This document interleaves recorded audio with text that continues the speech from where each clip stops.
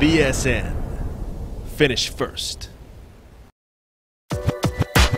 Brandon Curry Unleashed is brought to you by Nitrix. Maximize your potential. Today on Brandon Curry Unleashed. When you work out your legs, you want to remember basically that just like the upper body, you want to focus on control. Volume and moderate intensities are generally your best bet when it comes to attacking the leg. Your legs are your base. If you have a good base, everything else is going to be strong.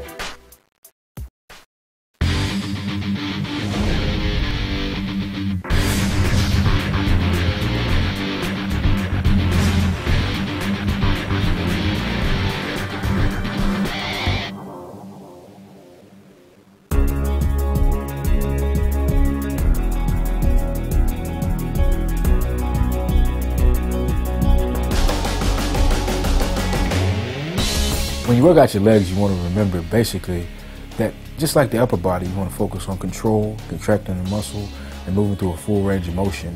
A lot of times people have more chemistry and mind-muscle connection with the muscles that are closer to the heart.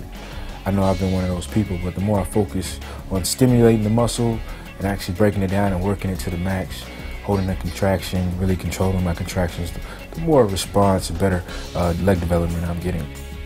When it comes to legs, I think the trick to really getting it to respond and growth is moderate intensities and high volumes. I mean, I used to be one of the low rep, heavyweight guys with my leg training, but that didn't do anything but give me great development in the power muscles, the posterior chain, the hams, and the glutes. Strong as all get out, but for some reason the quads generally don't respond to the explosive or the power training. They respond to the volume. So, I mean, volume and moderate intensities are generally your best bet when it comes to attacking the legs. They're big muscle groups. They have great endurance because you're used to walking on them all day. And they take a lot to break down. So that's your best approach to leg training. The reason I pre-exhaust the muscles to target the muscle better. Generally, when you're training big muscle groups like the legs, the whole body is in motion and working. So if you can get the blood in the target areas and kind of pre-fatigue those muscle fibers, then when you go to train them, they'll be working harder than any other group. When I do walking lunges, I do a short stroke lunge, generally because I need more quad development than glute and hamstring development.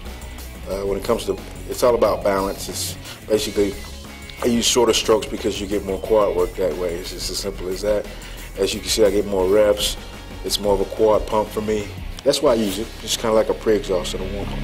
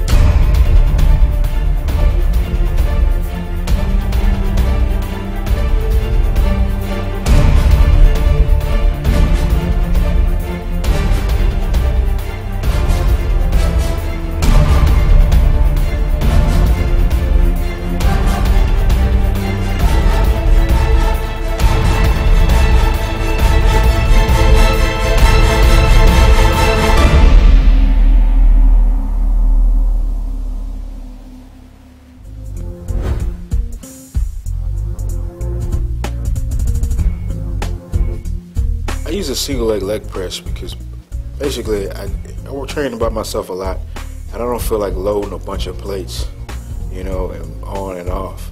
I figure if I use one leg, it's less weight to load and I can get done with my work faster.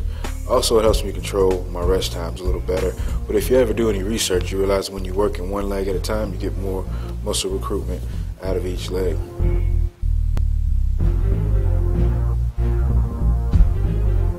Well, the exercise towards the end, I was doing the glute ham raise, supersetted with the sissy squat. I know some people see the glute ham raise, the hip version. This is more of the knee flexion, the flexion version where your knees are actually doing on the pad and they're actually working. You have to be real careful if you've never done these before. I suggest you warm up with the leg press. I've often done these on the seated calf raise facing the opposite direction, so you're closer to the ground, so if you have to use help, you can always touch and push yourself up, where your hamstrings are weak. So you have to be careful with these exercises. Make sure you're warm. It's a very advanced movement. When it comes to hamstrings, I don't train a lot of hamstrings because I have a history of being athletics, and I've worked my explosive muscles, so they respond very, very well. But with this movement, it's just one of those bang for your buck movements. So that's why I use it. So when you get a chance, try it, but be careful. Thank you.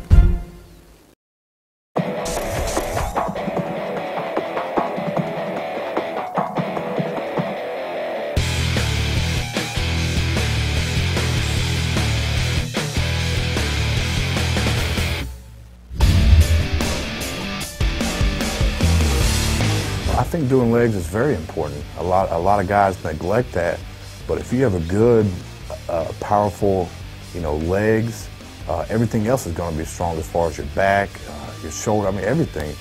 Your legs are your base. If you have a good base, everything else is going to be strong.